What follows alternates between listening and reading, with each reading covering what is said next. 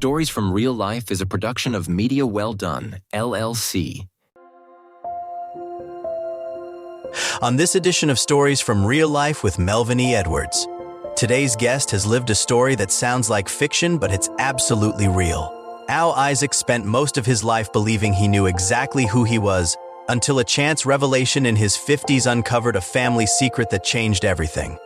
What followed was a journey through hidden history, DNA discoveries, a decades-long search for his birth mother, and ultimately a memoir about identity, truth, and the strange ways our lives can suddenly make sense. Today, he joins us to tell the story behind Finding Mary Smith. This is Stories from Real Life, hosted by the 2026 American Writing Awards Male Podcast Host of the Year, Melvin E. Edwards, and today's story is Al Isaacs. Searching for my mother after 53 years. You are listening to Stories from Real Life, a podcast by engaging storytellers for engaged story listeners. Here's your host, author and journalist, Melvin E. Edwards.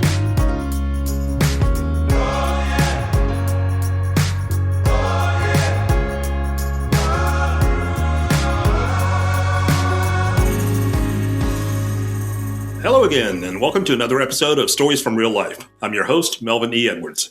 Thank you for joining me for the podcast where our real stories are so much more interesting than fiction. Like this one. What do you do if you discover at age 50 that your entire origin story wasn't true? Comedian and writer Al Isaacs joins the show to share his unbelievable moment he learned he was adopted and the year-long search that uncovered a hidden family, a decades-long secret, and a reunion 53 years in the making. So, Al, welcome to Stories from Real Life. Thank you, Melvin. Appreciate it. Thank you for having me. Yeah, looking forward to hearing this story. Let's just jump right into it. Go ahead when you were about to say something. No, I'm happy to be here, and it's kind of tricky to tell you even where to start. I'm all prepared. Okay, let's go. Might as well start at the beginning.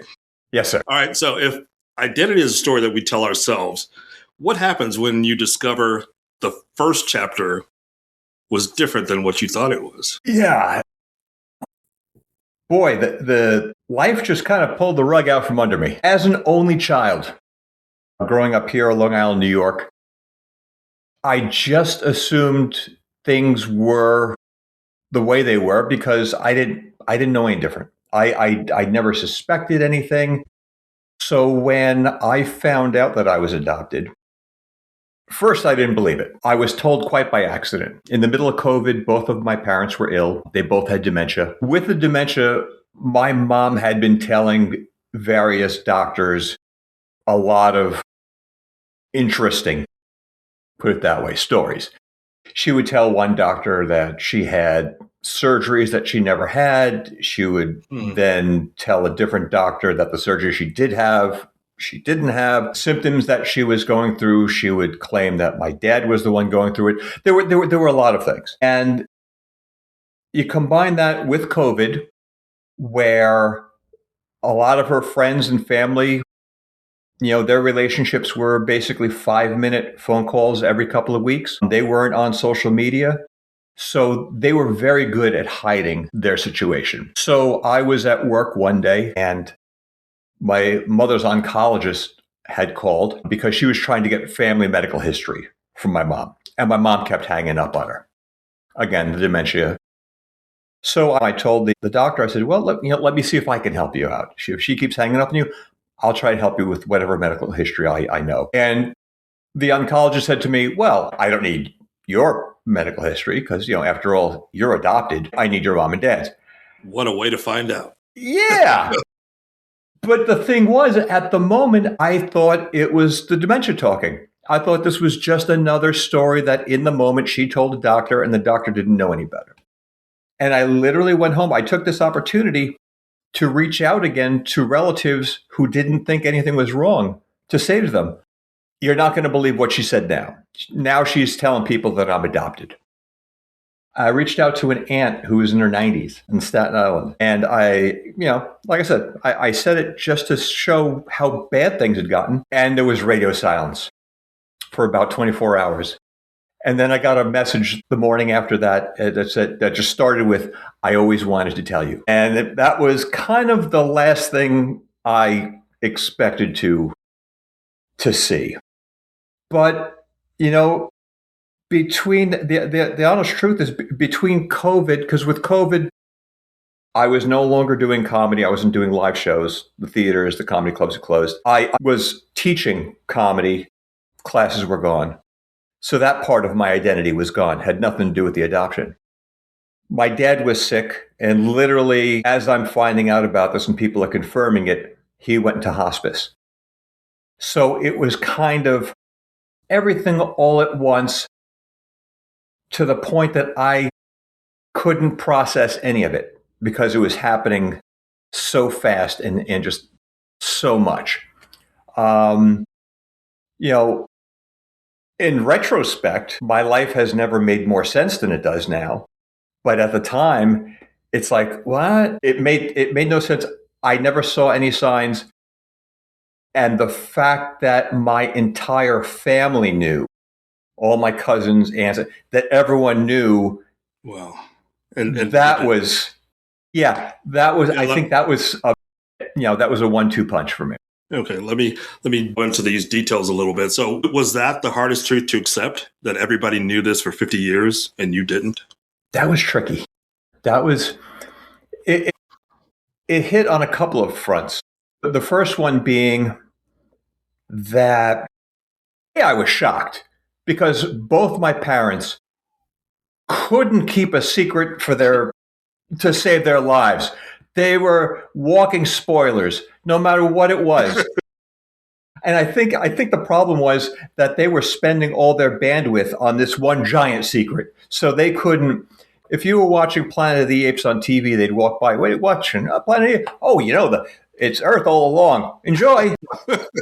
So that was amazing to me. The thing about my family knowing, on the one hand, I get it. My parents swore them to secrecy. They were being loyal to them.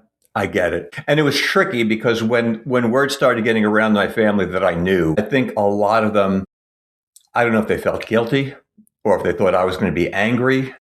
I think the entire experience, and we can go into it more in a bit, just the fact that it's a 50-year-old man with a family of his own and, a life of his own finding out versus, say, an 18-year-old kid. I think it's a very different thing. But that being said, I went through different stages after I found out that everybody knew, because there was one aunt who had reached out to me, and I totally get where she was coming from.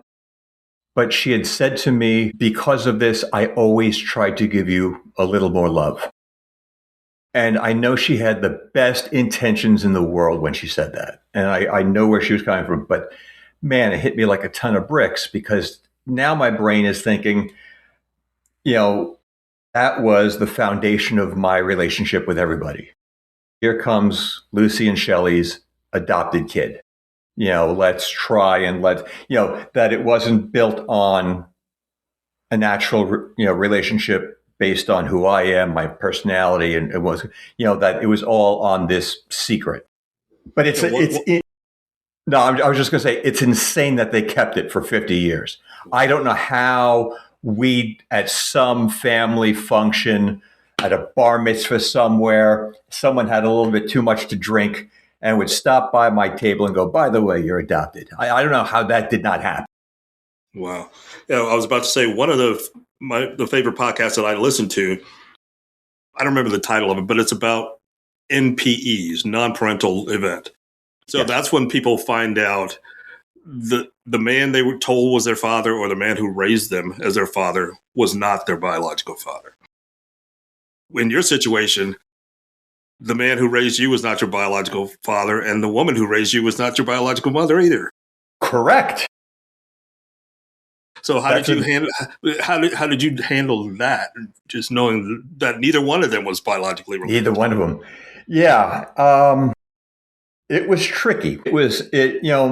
With the story, every time I thought, well, the worst thing you can ever do in any situation is to say out loud, well, it can't get any worse than this.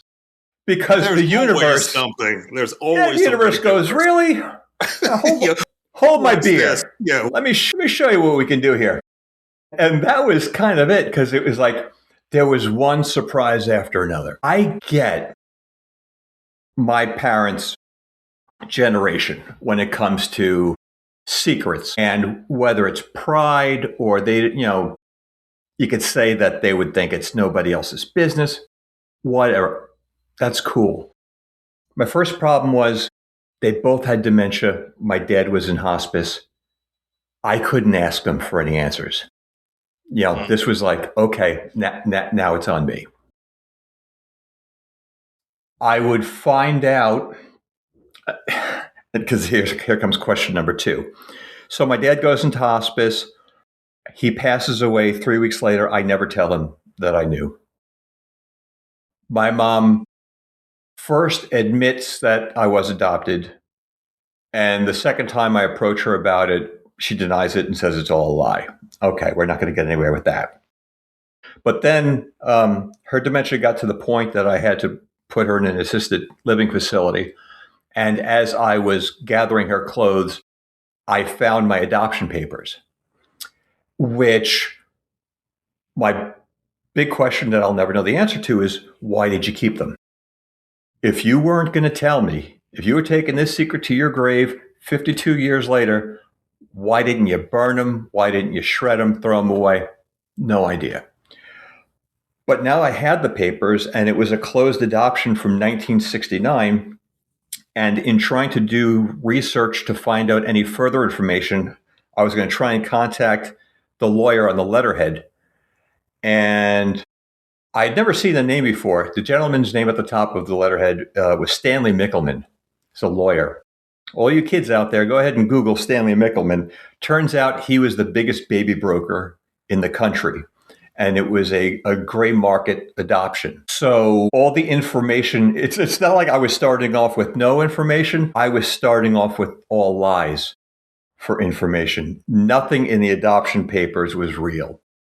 So, there was a part in there about my birth father passing away before I was born. That wasn't true. There was no information in there about my birth mom. So, it was just like one thing after another. Just the universe was going, okay, you like that? How about this? Because, I'll let you ask them this quick. I don't want to answer something before you ask it. So how do you, or do you now feel differently about who you are than you did before? Yes, completely. If for no other reason, my life makes sense now. As an only child growing up, you don't know any better. There's a line in the JFK movie, how do you know your daddy's your daddy? Because your mama told you so. I just, there were so many times that they would give me, you get your height from Uncle so-and-so. Oh, yeah, your eye color, blah, blah, blah. I had like nothing in common with my parents. I looked enough like them that it wasn't like I was asking any questions. And like my wife would say to me, you never noticed that there were no pictures of your mom pregnant with you?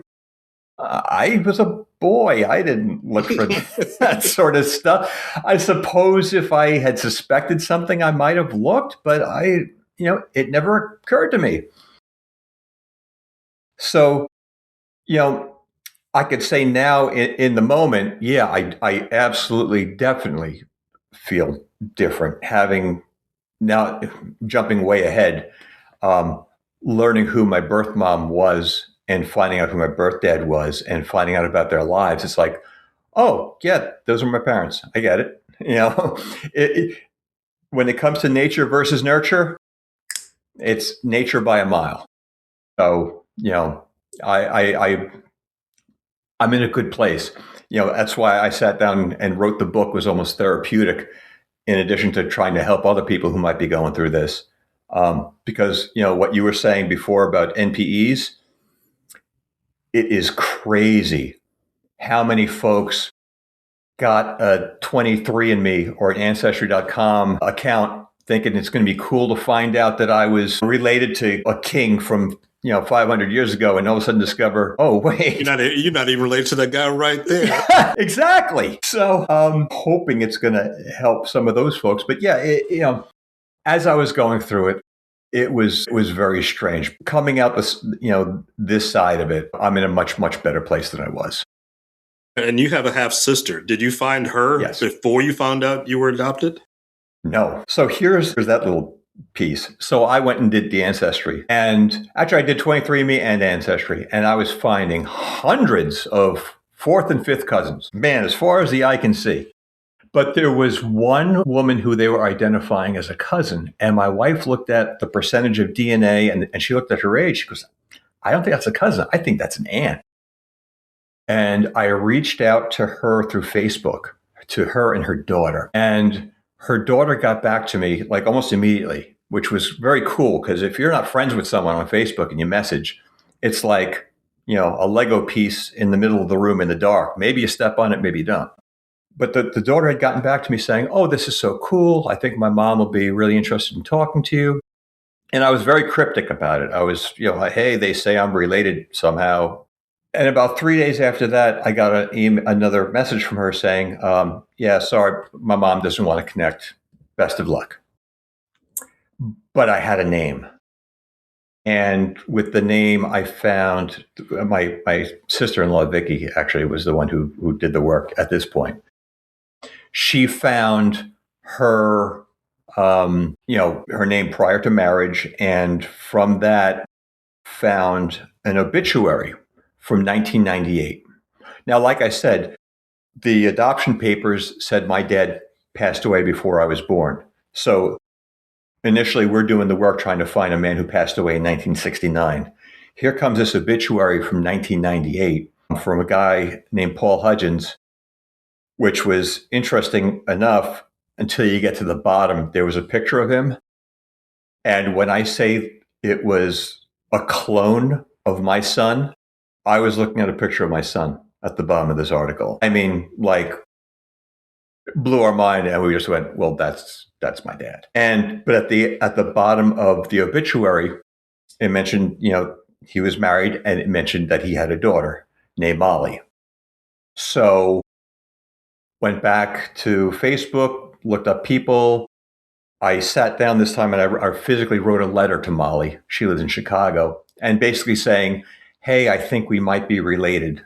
Because Hallmark doesn't make a card for, I think your dad might be my dad. I said, I think we're related. And it took about a week, and I got an email from her, and it was basically, we're not just related, you dope. I'm your sister. And it turns out she was looking for me for 20 years. She just thought I didn't want to be found. Which is, the same thing that the oncologists, they're like, you're 50. If you're adopted, you're adopted. No. So, yeah, so I call her my sister, but yeah, my half sister. And she and her mom were instrumental in me finding my birth mom, whose name is Mary Smith. Yeah, that sounds like an alias. That's a name you write down when you're checking into a motel. You write down Mary Smith. It's not a real name. It's the most common name. Tell me the story about finding Mary Smith and tell us about your book.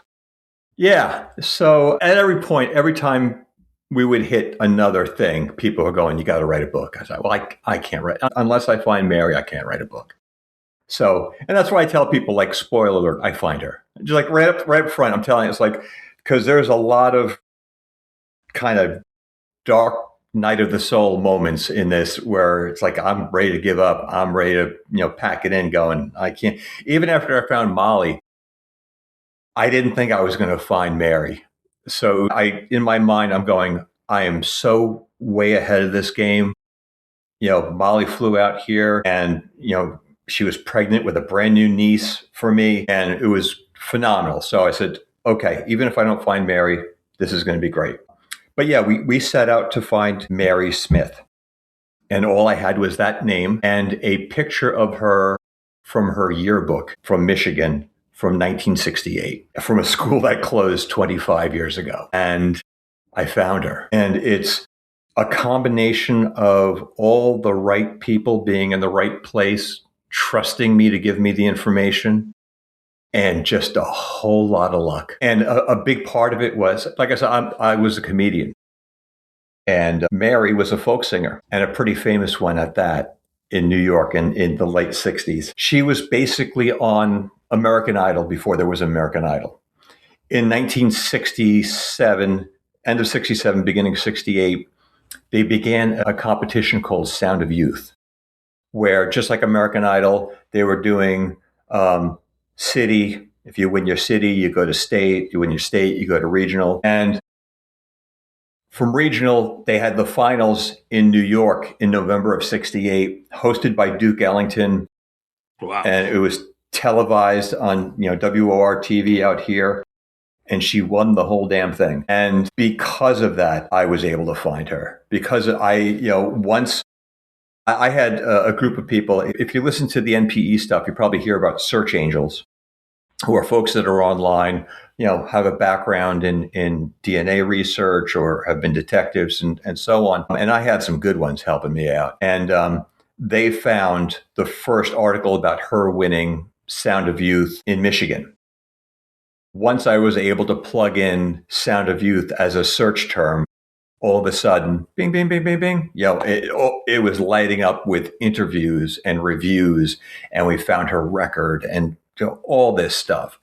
And that was like at the point going, well, yeah, of course, she's my mom. And eventually, again, I don't want to spoil anything for someone who might read the book, but the most unlikeliest of things happened, which is we had no idea if Mary was alive. We had no idea, like her paper trail ended in like 1973. She was playing the coffee house circuit. She was all over the place, and then just kind of nothing.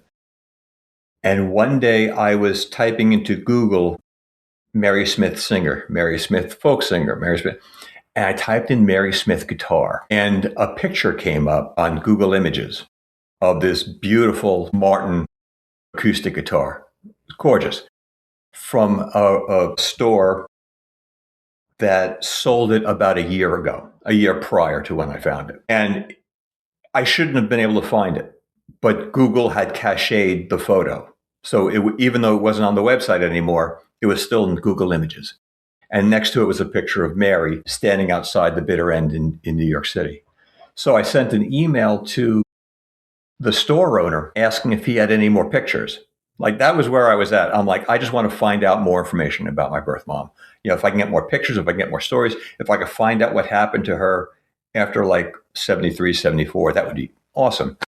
So I said this thing saying, I know you sold the guitar. Do you have any information about Mary Smith? And his answer to me was, Mary Smith? Sure, I know Mary. And it's like, and he was in England. So went back and forth, and he put me in touch with Mary, and it's been amazing ever since. She's an incredible lady. And, there were so many emotions. Simply, to begin with, here I am searching for this woman and basically cyber stalking her for 9 months, and getting to know this 19-year-old girl. And suddenly it's like, wait, she's an actual flesh and blood, person. And as I was doing it, the back of my head, I had this fear. I'm like, I don't want to drop any bombs in the middle of someone's life. We didn't know anything about her after the 70s. I had no idea if she had, other kids, a big family, if she was married and never told her husband. It's like, I didn't want to. But at the same time, I think it's very different for a 50-year-old man to knock on your door and say, hey, I'm your kid, versus an 18-year-old. It's like, I don't want anything from you. I'm not looking for anything. And, I'm at a point in my life, I'm mature enough that it's like, I'm not coming to you from a place of you owe me something. Why did you abandon me? It was just like, I want to get to know where I came from. So, it was amazing. Wow. So what do you think people misunderstand the most about adoption reunions? Boy, it's so different for each person. That was the thing. When I was reading online, everyone's different. There's a lot of really great Facebook groups out there who help folks out. That's when, like I said, where I found my search angels. And there were so many different situations of people who had as much information as I did, but couldn't quite make the connection. People who made the connection, but the other folks didn't want to have anything to do with them. They met, and it was, it's like there were so many times that things could have gone sideways for me, and they didn't. And I realize how lucky and blessed, and I'm so thankful for everyone. I look at it like this. It always gets me when I watch like the Grammys, and someone gets up there and grabs their award and says, "See, dreams do come true." It's like, no, your dream came true. There's 4 other people still in the seats who had the same dream. That didn't come true. So it's like, I hope that if someone's reading my book who's in the same situation, maybe they pick up on something I did and it helps them. But I'm under no illusion that it's like, boy, do what I did and it's going to turn out exactly the same way, and you'll see everything's going to be great. It's just like we said, it's so common now to hear the stories and see this. There's no such thing as a closed adoption anymore. DNA, it's there. But and for that reason, I'll say this: as crazy as my story is, and we're just kind of scratching the surface of the insanity, everything happened exactly how and when it was supposed to. I don't remember who said, life doesn't make much sense when you're living it forward, but when you look back, you go, oh, that's why this was, and this person. Yeah, that's right. Because had I found out that I was adopted 20 years ago, I never would have found anyone. New York had laws in place where you couldn't get your pre-adoption birth certificate. You couldn't send your DNA, in the mail for 23andMe and Ancestry here in New York. So 20 years ago, I would have been frustrated, angry, and I would have given up.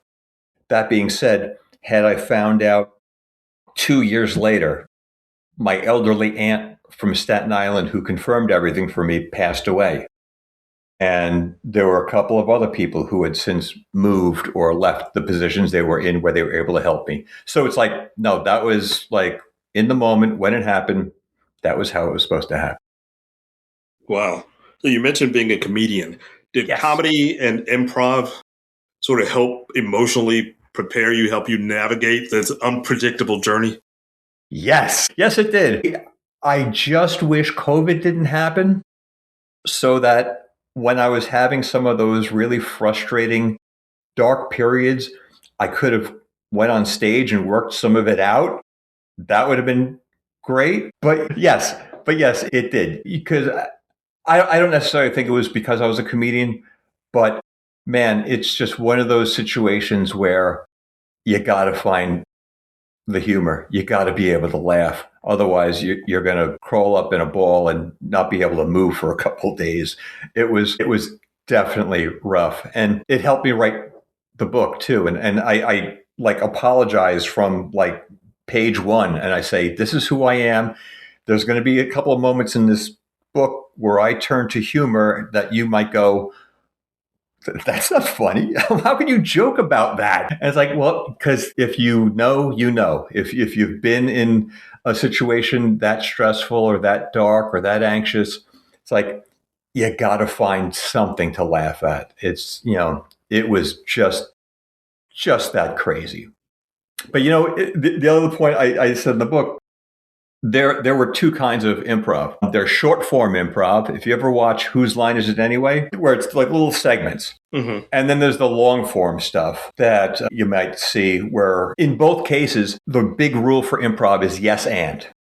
That whatever character you are doing, I'm saying yes to you and I'm adding on my offers that you're going to say yes to. And that's how we build a scene, a situation, what have you.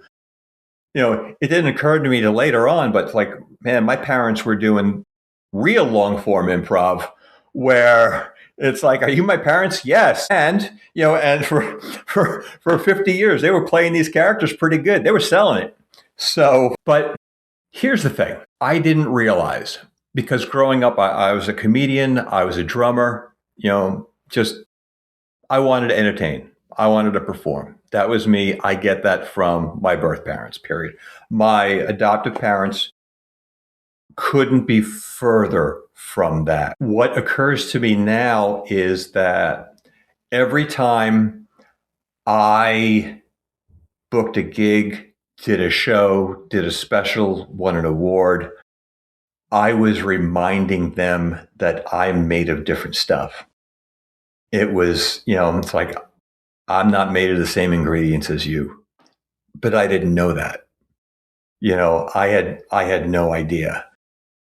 And so I think some of the things, looking back at some of the reactions to stuff over the years and what they supported and what they didn't support, it's like, yeah, that kind of makes sense now. It's like I wasn't turning out to be what they necessarily wanted me to be. And it was a reminder to them. And it was also a reminder to anyone in the family who was looking closely enough to go, oh, yeah, he nature versus nurture. There you go. All right. So you found your dad by his obituary. Yeah. So you learned what your last name could have been or should have been. Did you ever find out what your first name was? Yes. So here's the irony of it all. Okay. So I was only child. I'll put it to you this way. Years ago, my wife wanted to do Ancestry when it first came out, before all this was going on. And I told her, go ahead, you have fun. I don't need to do it because I know who I am. I would put it in and it would come back 75% Russian and 25% English, and that would be that. And it would have been really, really funny if my son had done it before me, because we would have gotten that paperwork back and there would be no Russian on there. I'd be going, hey, there would have been a conversation that night. Yes. It would have been heated. So aside from the Russian thing, I was raised Jewish here on Long Island. And turns out in the Jewish religion, you are whatever your mom was. And my birth mom was not Jewish, to the point that the nurses in the NICU, in the hospital where I was born, they named me Christian Smith. So I don't know how the Wanto Jewish Center would have felt about bar mitzvahing a guy named Christian Smith. I don't think they would have been thrilled about it. But there you go. So yeah, so my birth parents were not married. I would have been Smith, but yeah, Christian Smith was what they gave me before I made it home and became Al Isaacs. So do you still feel like an Al Isaacs? I'm used to Al Isaacs. It's funny though, because my full name, Al Isaacs being the shortened version, Albert Isaacs, technically Albert Myron Isaacs. My first name came from my grandfather who passed away before I was born. My middle name Myron came from an uncle who passed away before I was born. And I never, it was like, I think my parents, my mom specifically, used to get upset when I would just shorten it to Al, but I was a kid, in the 70s. So Albert, hey, it's like, really? Yeah. It's like, that's kind of low hanging fruit. Yeah. If you'd been chubby, that would have been the end of your self-esteem. Yeah. Well, they, that's what they had to work with. So they went with it. But Al, I kind of liked, but it's a funny thing because that's who I was, just like, people ask me, that I was going to say with the Russian thing too. There are so many NPE stories that I read of people whose identities were so wrapped around they're Irish. And, St. Patrick's Day is like a religious holiday for them. And that's their identity. And then they find out they ain't Irish. And it's like, that's it. I never had that. It's not like my parents hung a Russian flag outside and we had Russian babushka dolls and, there was Russian holidays and Cossack. It wasn't part of me. My identity, basically at this point in my life, was I'm a husband to my beautiful wife, Teresa. I'm a dad to my son, Nick. I was a comedian and a teacher.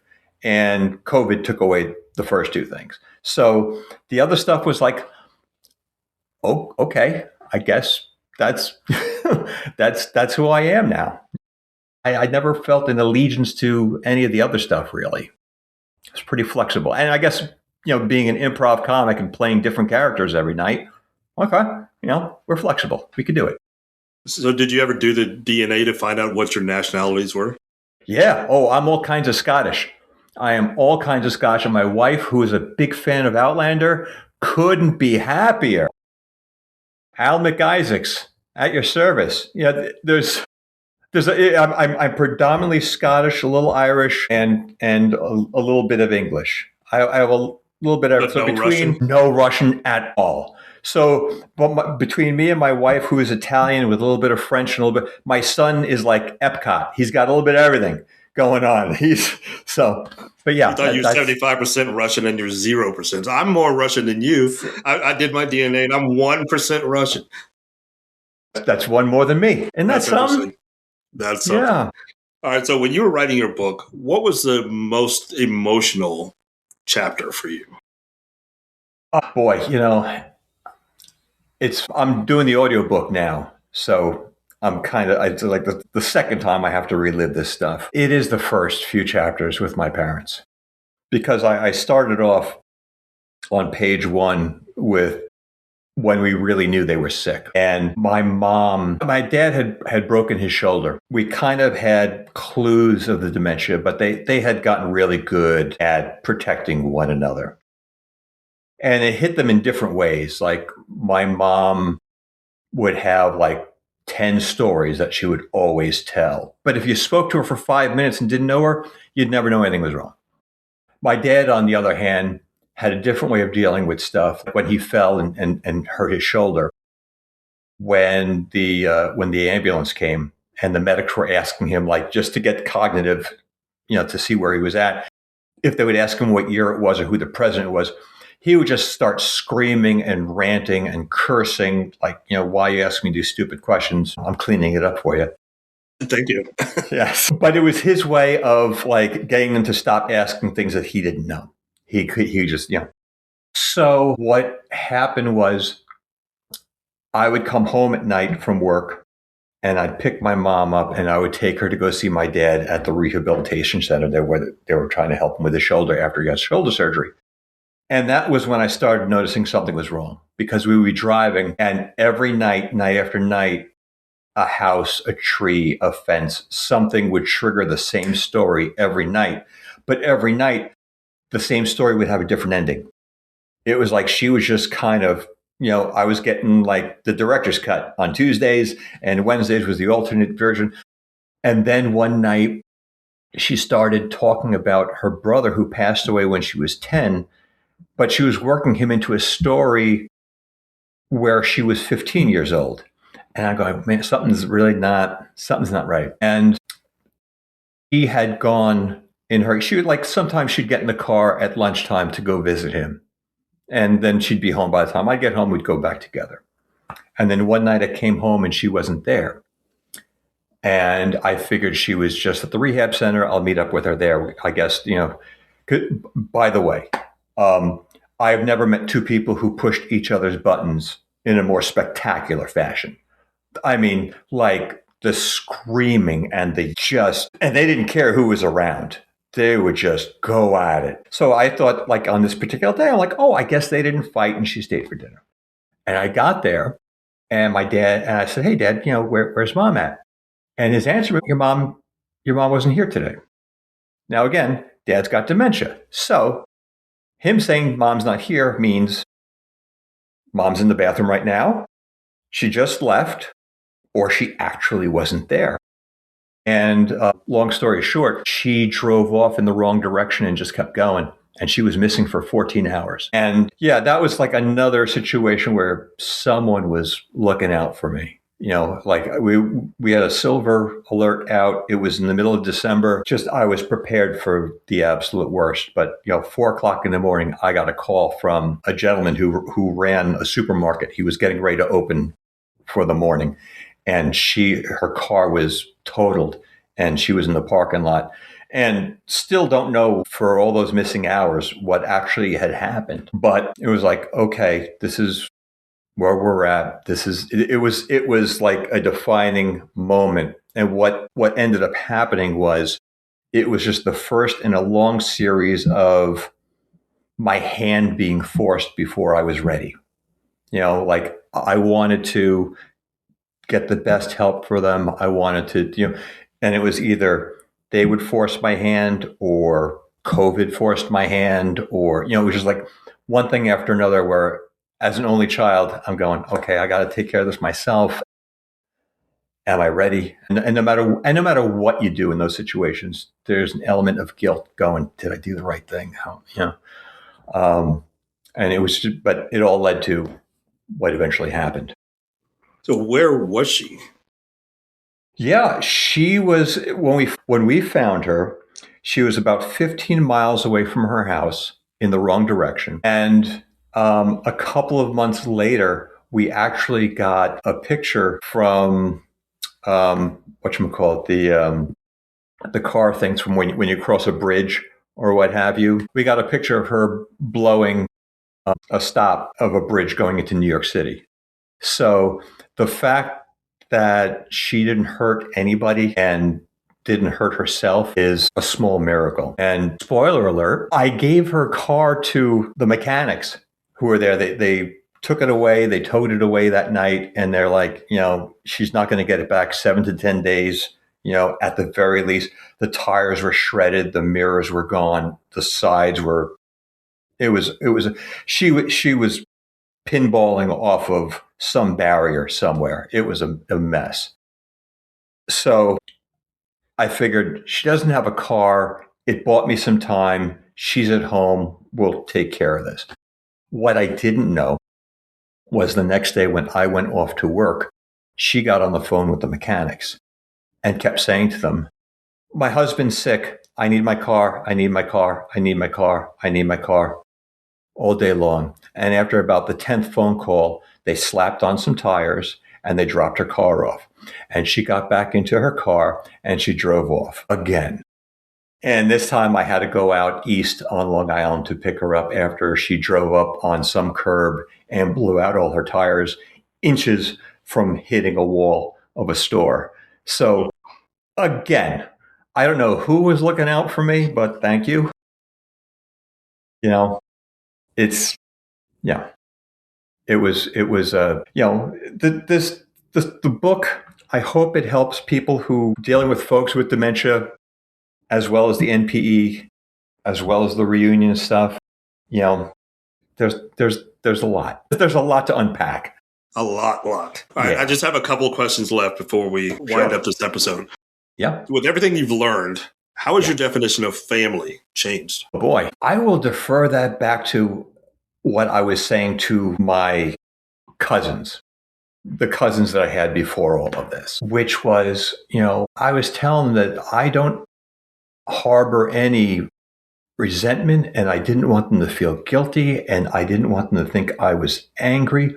That for me, this was all about addition. They weren't going to be shunned or replaced or, anything else. And then getting to meet my birth mom after we had emailed a couple of times and we got on a Zoom call. And the very first thing I said to her, I said, I don't know you, but I love you.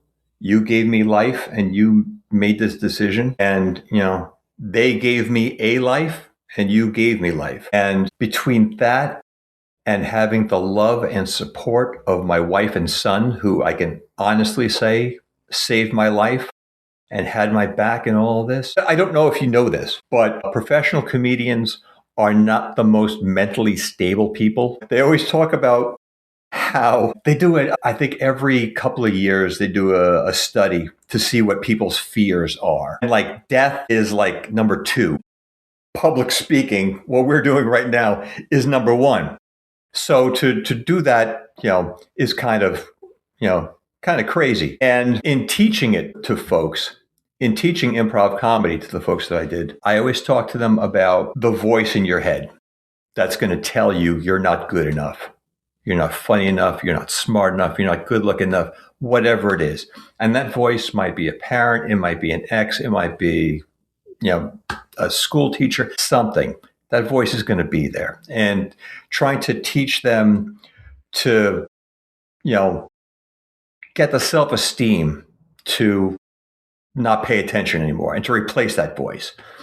And man, that voice came screaming back in my head when I was going through all of this. And at the weirdest times where I would just be trying to forget the day and sit with my wife and watch television. And that voice would be there whispering in my ear going, you don't know your parents' names, or saying to me, the only blood relative you know is your son sleeping in the other room. And if I was alone with that voice, I don't know how I would have gotten through all this, but having my wife and son there to support. And that's what I would say to anyone who's going through anything similar to this. You don't necessarily get to have my son and wife to support you, but there are a lot of great people online in these groups on Facebook going through the same thing who are there to support and help, whether it's advice or just to listen. And you need that. You absolutely need that. You just answered my last question. Oh, so it was going to be, if someone's listening today, just discovered a hidden truth about their identity, what would you want them to know? And you just do that. And that's the support part of it, is look for those people.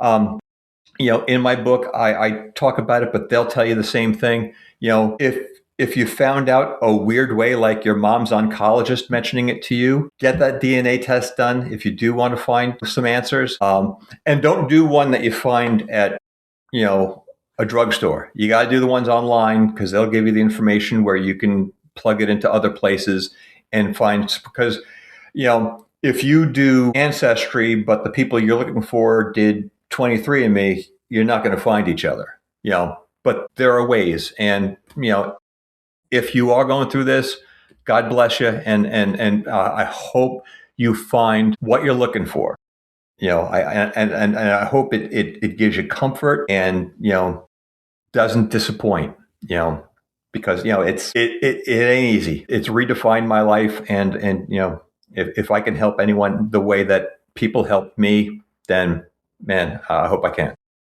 That sounds great. So that's going to be the last question I have for you. So I just want to thank Al Isaacs or Christian Smith. Yes. For being here today. Thank you for coming on the show. I really appreciate it. Thank you, sir. I appreciate the time. It's been great. So for listeners who want to follow Al's work or learn more about his memoir, Finding Mary Smith, you can visit now I've got to stuck my head, alisaacs.com. So I will include that link in the show notes. Thank you so much. So if today's conversation moved you, please share the episode with someone who loves powerful true stories. That's it for this week's episode of Stories from Real Life. Until next time, don't forget to shine your light wherever you go.